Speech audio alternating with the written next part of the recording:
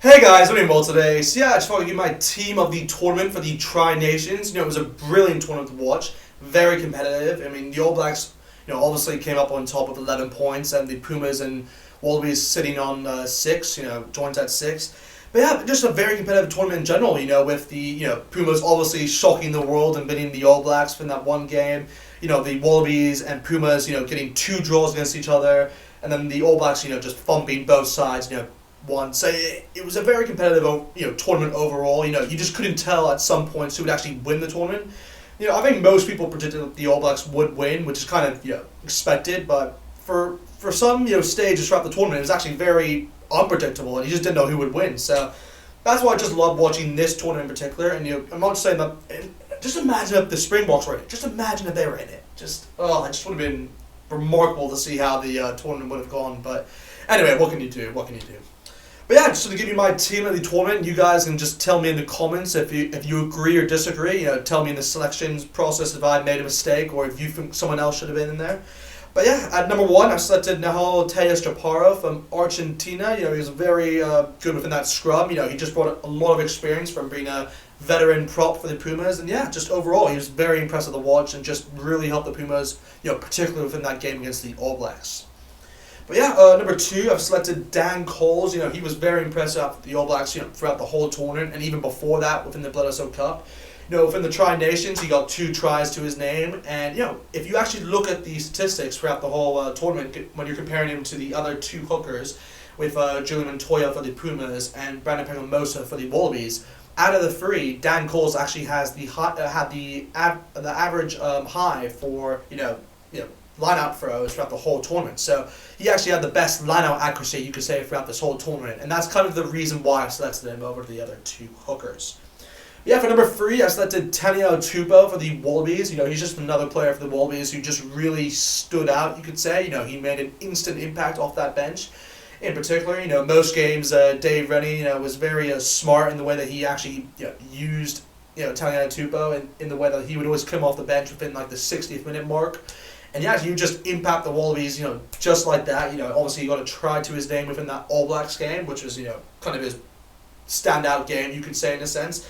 And yeah, I mean, he was also very decent within those scrums as well. He definitely, helped the Wallabies actually improve in that scrum area within the last stages of, each of the games he played. But yeah, overall, Taniela Tupou he's just growing and morphing into this just, amazing, I'd say, he's morphing into a world-class prop in a sense. Like he's done this well. That's why I love him. Like he has so much promise in a sense. And what this tournament showed was that the way that he can actually shine is that if he gets less minutes but actually makes an impact off the second half. So yeah, overall that's kind of the reason why I selected him. I just thought he had a very good tournament in general. But yeah, moving on to the locks, at number 4, so that's Gio Petty, for the Pumas. He was very impressive to watch throughout this whole tournament. He just brought a lot of, physicality, you could say, within that Pumas defense. The Pumas defense was just remarkable to watch. I mean, it was just, they just got every single tackle on. And yeah, he was just a big part of that, you could say. And yeah, if you look at the stats for Gio Petty, throughout the whole tournament, he had 10 line-out wins and he had 3 line-out steals. So, he actually, made his mark, you could say, for the Pumas side. He helped them, win some, moments within those lineouts and, key moments, you could say, that, eventually the penalties for Nicolas Sanchez, the kick. But yeah, just overall, he had a brilliant tournament and yeah, just very impressive. But yeah, moving on to the other lock, I selected Matt Phillip for the Wallabies. He's just another player who I think just stood out for that Wallabies side. I could have gone with, the likes of Samuel Whitelock or maybe even Patrick Tuipulotu, but I went with Matt Phillip only because I thought his progress from the Super Rugby AU season, and then coming into the Wallabies side and just actually making his mark for the Wallabies and just being very impressive throughout. I mean, I just think he was very consistent, you could say. I mean, same as Petty. He was very impressive in the lineouts. He had 16 lineout wins and he had 2 lineout steals throughout the whole tournament. So yeah, you sort of credit to him really. I mean, the Wallabies are really centered around having good lineouts. So he was very influential, you could say, within that area.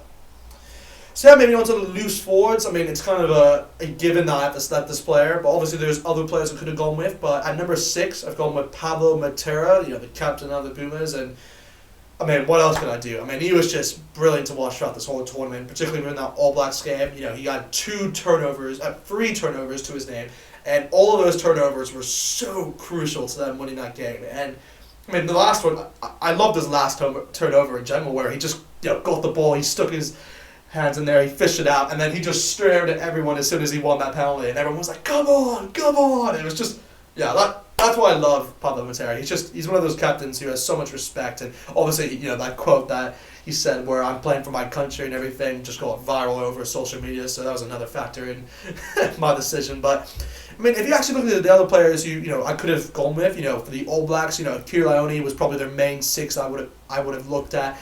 Now, the only reason why I haven't gone with him, compared to Pablo Matera, is that he played less minutes. I mean, if he actually played more minutes, I guarantee you that I would have selected Kiri easily, because he would have made more of an impact, you could say, for the All Blacks throughout all the games compared to Pablo Matera. But when you look at the whole tournament in general, I would have gone with Pablo. And I mean, for the Wallabies, they have the likes of Ned Halligan and Harry Wilson, who switch back and forth. But yeah, I think I just have to go with Pablo Matera.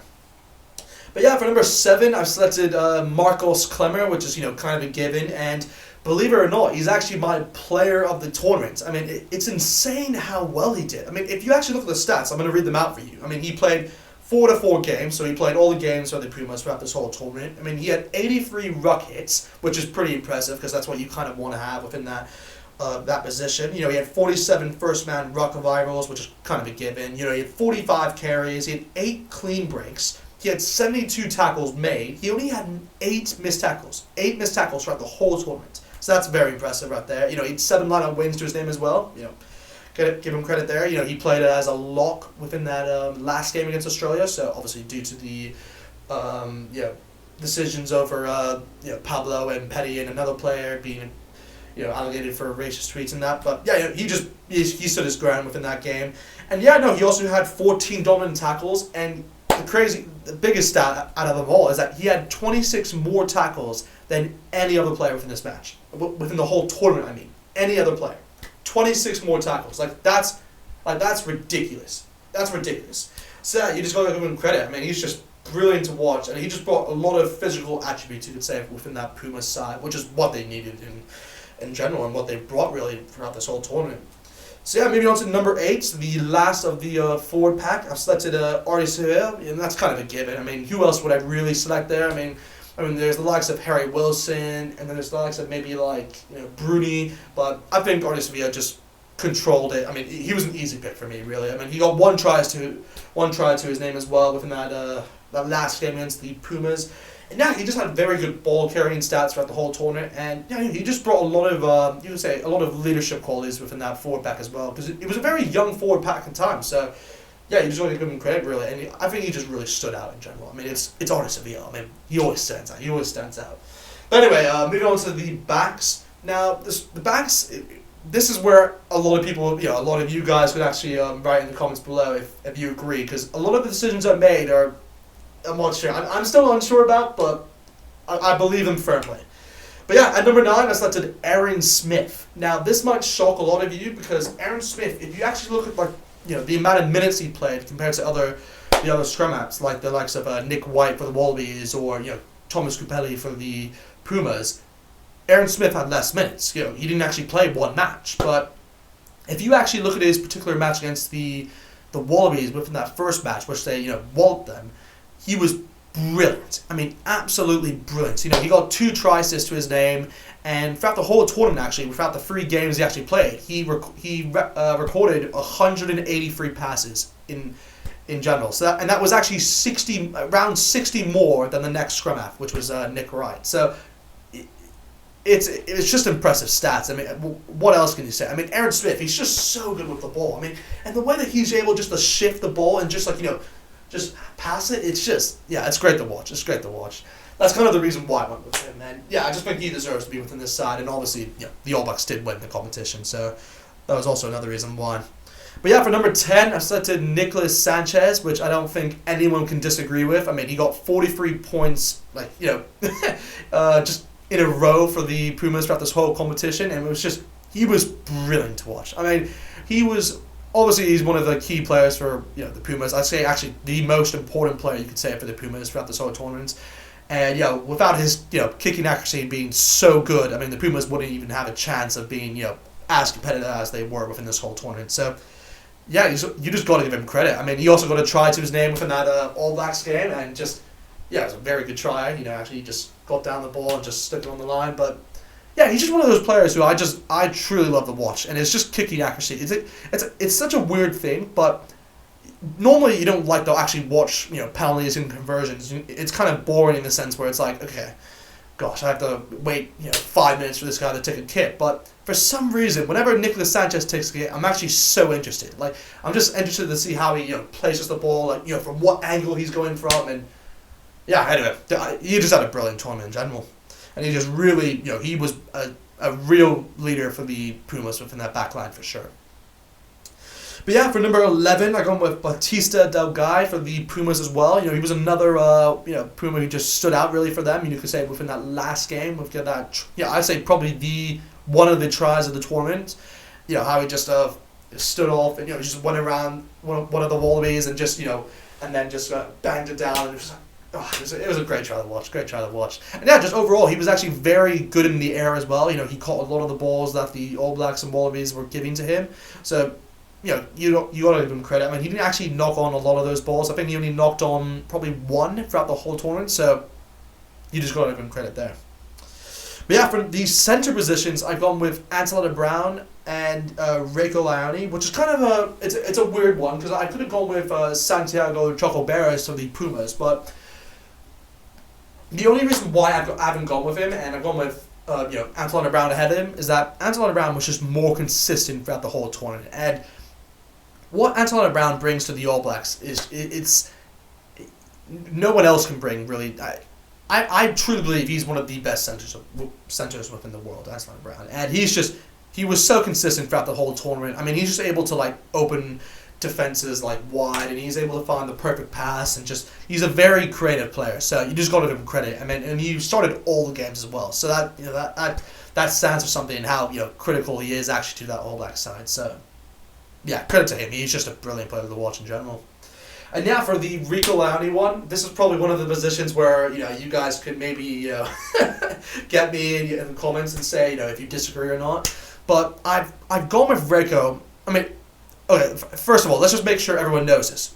His drop ball was not in the Tri-Nations. When he dropped the ball in the try line, that wasn't in the Tri-Nations. That was in the Bledisloe Cup. So just get that in your head before you put that within the comments. And he got 2 tries within the Tri-Nations, and I just think he was remarkable to watch. I mean, obviously he played within the center most of the time, but he also shifted to the wings at some of the games. So that's why he's a versatile player, and I think he was very useful for the All Blacks throughout this whole tournament. I mean, I could have gone with the likes of someone like Santiago Chocoberas or even Jordan Mataya for the Wallabies. I was very impressed with him throughout the whole tournament and how he's able to just get so many ball carrying meters, but at the end of the day, I went with Reiko just because he got 2 tries, and he just helped the All Blacks, and he even got a try assist within that last game for that Tupiloto try. So yeah, he just made an influence within that center position for sure.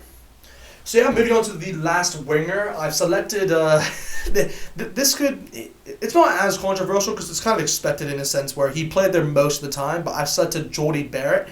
And Jordie Barrett, I think he's just one of those players who's just so consistent in the air. He is probably one of the... Actually, this might actually be a shout. I think he is the best aerial player, the best aerial player in the world. And what I mean by aerial, he's the best player in the ball and actually getting a ball in the air and just catching it. He is the best, in my opinion.